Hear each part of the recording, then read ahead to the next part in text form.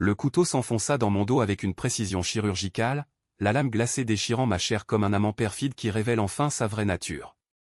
Les yeux d'Élise, ma femme, brillaient d'un éclat maléfique, ses lèvres ourlaient d'un sourire victorieux murmurant « C'est fini, Pierre.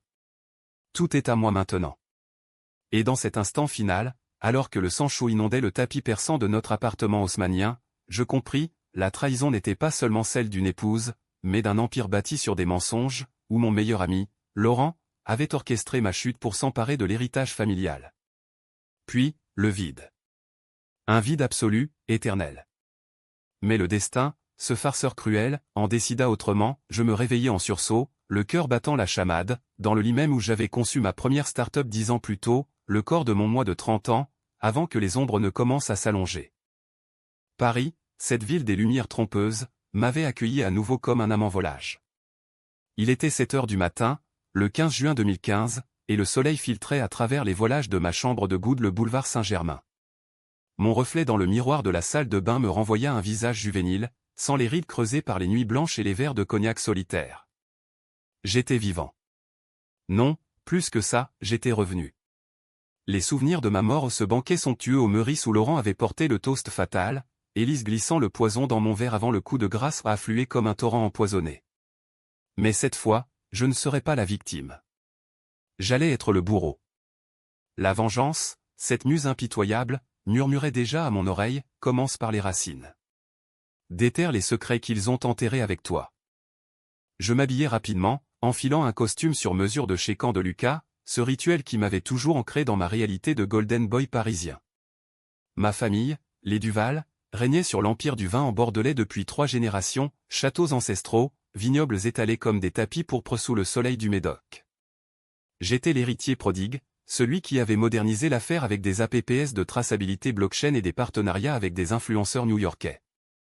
Mais sous cette façade dorée, il y avait la pourriture, mon père, Henri, un patriarche tyrannique qui avait toujours préféré mon frère cadet, Julien, le « fils modèle », qui passait ses journées à chasser plutôt qu'à signer des contrats. Ma mère, Claire, une beauté fanée par les cancans de la haute société, avait fermé les yeux sur les infidélités d'Henri avec nos vignerons. Et Élise. Oh, Élise, rencontrée lors d'une soirée au Fouquet's, avec ses yeux verts comme l'absinthe et son ambition aiguisée comme une lame de guillotine. Elle m'avait épousé pour l'argent, pour le nom, et Laurent, mon frère de cœur, depuis l'ENA, avait comploté avec elle pour me dépouiller de tout. Ce matin-là, je descendis les escaliers en spirale de notre hôtel particulier du 7e arrondissement, l'air chargé d'odeurs de croissants frais et de café serré. La cuisinière, Marie, me salua d'un « Bonjour, monsieur Pierre », ignorant que j'étais un fantôme revenu des enfers. Je m'assis à la table du petit déjeuner, face à Henri qui lisait le Figaro, ses lunettes perchées sur le bout de son nez aristocratique. « Fils, as-tu vu les chiffres du dernier trimestre? Les Chinois nous bouffent vifs, grogna-t-il sans lever les yeux. C'était le même refrain, celui qui avait miné mon mariage, mes amitiés. Dans ma vie précédente, j'aurais acquiescé, promis des miracles. Cette fois, je souris intérieurement. Les Chinois? Un leurre planté par Laurent pour justifier ses détournements. J'avais les preuves en mémoire, les comptes offshore au Caïman, les transferts déguisés en « investissement durable ». « Père, j'ai une idée », dis-je d'une voix calme, trop calme pour l'homme agité que j'étais censé être. « Et si on auditait les flux avec Laurent? Il gère les partenariats asiatiques, non ?» Henri haussa un sourcil, surpris par mon ton assertif. Julien, entrant avec son air de dandy débraillé, ricana, toujours à comploter, « Grand frère? Laisse Laurent tranquille, il fait du bon boulot. » Je le fixais, me rappelant comment, dans l'autre timeline, il avait hérité de tout après ma « disparition accidentelle » lors d'une chute en yacht au large de Cannes. Julien, le pantin innocent, manipulé par les marionnettistes. Ma mère arriva alors, parfumée à la Chanel numéro 5, et posa un baiser distrait sur ma joue. « Pierre, chéri, Élise appelle ce soir pour le dîner. Ne sois pas en retard, cette fois. Élise. » Le serpent dans l'Éden familial. La journée s'étira comme un vin millésimé, pleine de promesses amères. Au bureau, dans les anciens entrepôts rénovés de Bercy, je retrouvai Laurent, son sourire carnassier intact. « Pierre, mon vieux. Prêt pour la grande signature avec les investisseurs qataris ?» Il me tapa l'épaule, et je dus réprimer un frisson. C'était là, sous sa paume, que le couteau avait frappé. Nous avions étudié ensemble à Sciences Po, partagé des nuits folles à la coupole, juré loyauté éternelle. Mais il avait toujours envié mon nom, mon sang bleu. La trahison avait commencé par des petits larcins, une bouteille rare revendue au marché noir, un contact volé. Puis, l'alliance avec Élise, scellée dans les draps de notre lit conjugal pendant que j'étais en voyage d'affaires à Tokyo. Je passais l'après-midi à fouiller les archives numériques, utilisant mes connaissances futures pour craquer les mots de passe que Laurent n'avait pas encore changés. Les fichiers s'ouvrirent comme des confessions, 2 millions d'euros détournés, des emails codés avec Élise sur « l'accident nécessaire ». Mon estomac se noua, mais une joie sombre m'envahit. La vengeance n'est pas un plat froid, c'est un feu lent qui consume l'âme du vengeur autant que celle de la victime. Je décidai ma première frappe, un appel anonyme à l'AMF, l'autorité des marchés, avec juste assez d'indices pour lancer une enquête sans me mouiller. Geste controversé? Absolument.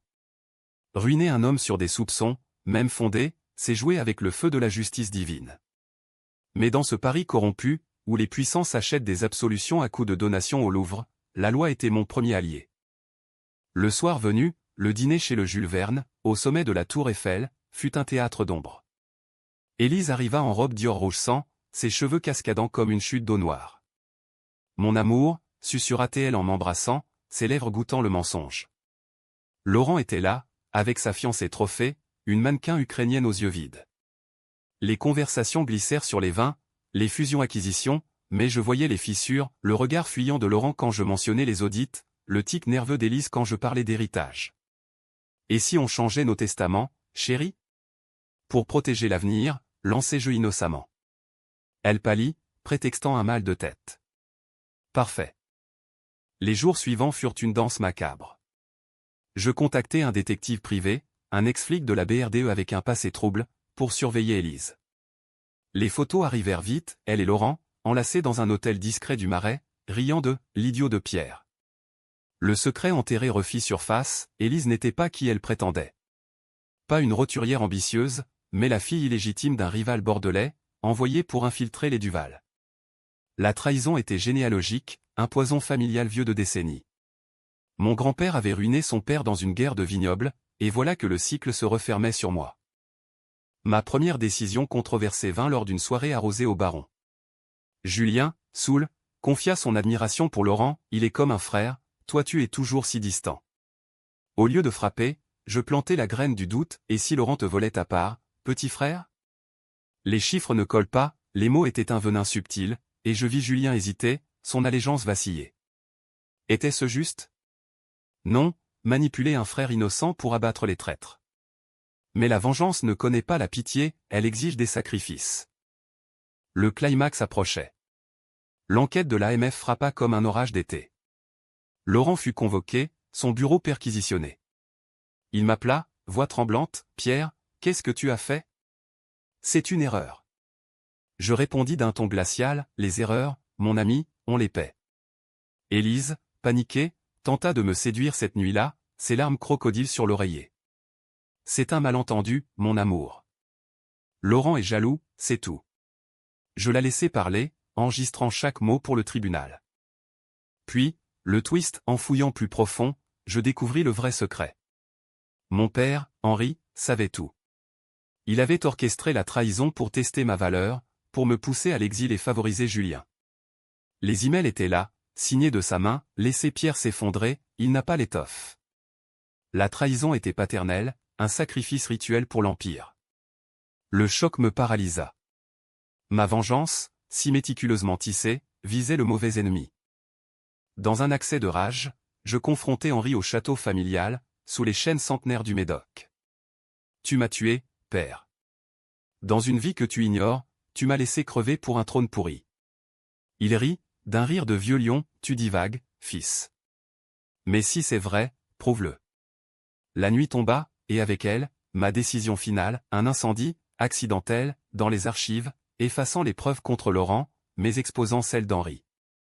Les flammes dansaient comme des démons, et tandis que les pompiers hurlaient, je vis Élise s'enfuir, Laurent arrêté pour fraude mineure, Julien hérité d'un empire en cendres. La Renaissance n'apporta pas la paix. Je quittai Paris pour Marseille, les embruns salés lavant le sang imaginaire de mes mains. La vengeance m'avait libéré, mais à quel prix? Un happy end?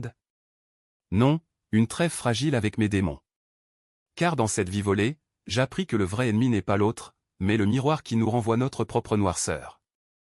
Si cela ne correspond pas exactement à vos attentes ou si vous voulez l'expansion d'une partie, dites-le moi.